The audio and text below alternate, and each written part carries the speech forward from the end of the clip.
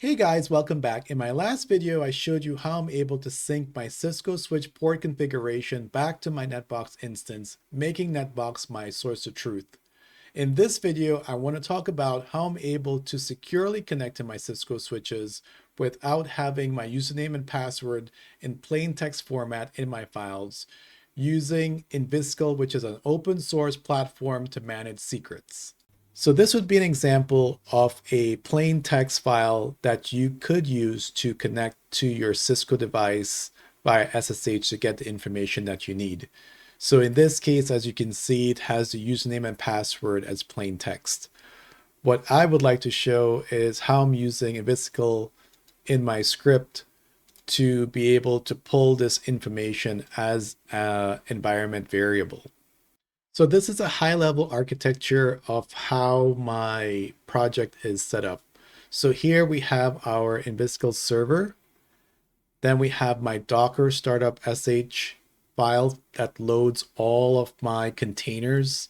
So for example, it has my MC Pythos, which is my brain, my AI agent using LangGraph.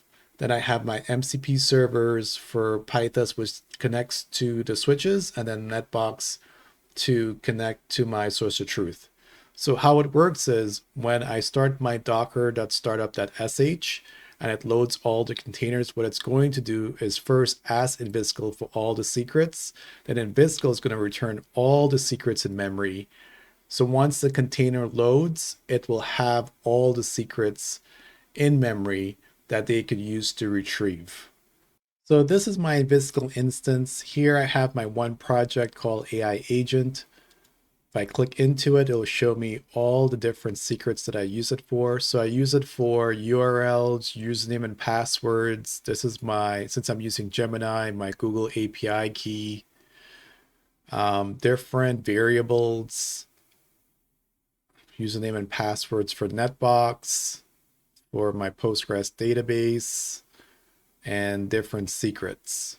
So this is the free version of Infisical. So I don't have to pay to use this as my secret manager.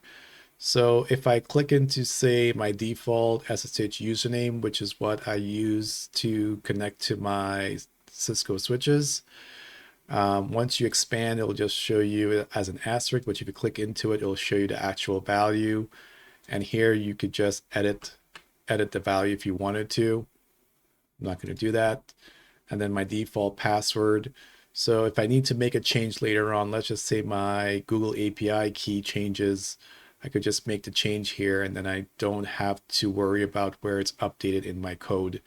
The only thing I would need to do would be to restart my containers so that way it pulls the updated secrets.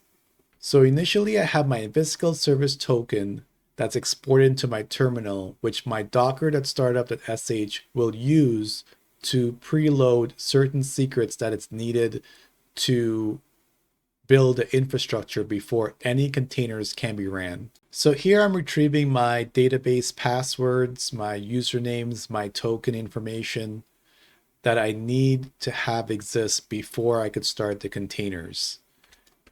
So once the variables are loaded to the script's memory, they are then passed to the containers as they start. So this is called secret injections. So the secrets are not written to a file. They're not visible. They only exist in memory. So this is my startup script where it injects the Infisical identity credentials into the container when it starts up.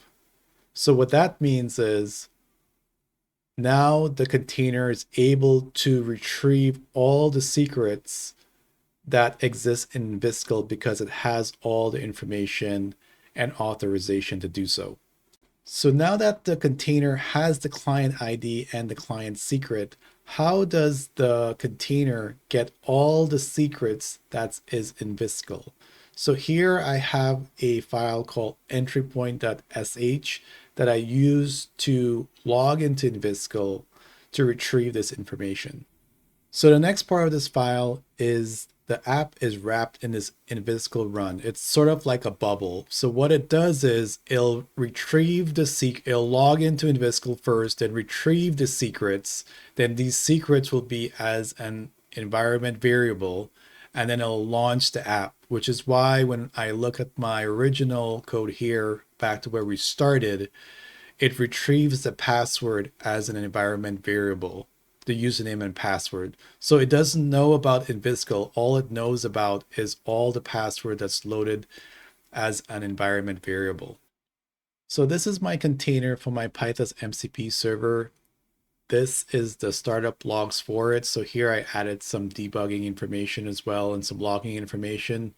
So here it says that it has the universal auth client secret it's set. So then here it logs into my Infisical, successfully logs in. And then here it's starting the actual MCP server, my Python MCP server with the secrets injected. Here it's saying there are 35 Infisical secrets in my application, which is correct because that's how many secrets I currently have in Infisical, and then the rest is just my other startup information as far as, since it's an MCP server, it registers all the tools that I have. Here I added some information as far as what the default username was, my netbox instance, and my netbox token. All these are variables in my Infisical server. So this is a quick little log file from me asking a question to connect to the switch to get me some information. So here it connects to the device using the default credentials, which the username and password are in Infisical. My default username is Rishi, and then my password, and it connects with the IP address. Does the command, in this case it's doing show IP interface brief, and then disconnects. One thing I will mention, when these passwords are in the environment variable, they are in plaintext. So if someone has access to your Docker environment, you would need, they can retrieve these passwords. So then at that point, you would use something like Docker secrets, which I plan to do later on. But I mean, if they have access to your Docker environment, then that's a bigger problem. But there's only so many things you can control, and this is something that you could definitely implement just to mitigate any more exposure to your passwords. I hope you found this video informative. If you found this video useful, please like and subscribe. In my next video, I'm going to look at Keycloak, which is used for authentication. It's basically it's simulating Azure integration with my AI agent to where you could restrict access to different tools in your MCP servers. So I'll see you then. If you have any questions, please leave in the comments. I'll be more than happy to respond to them. Thank you.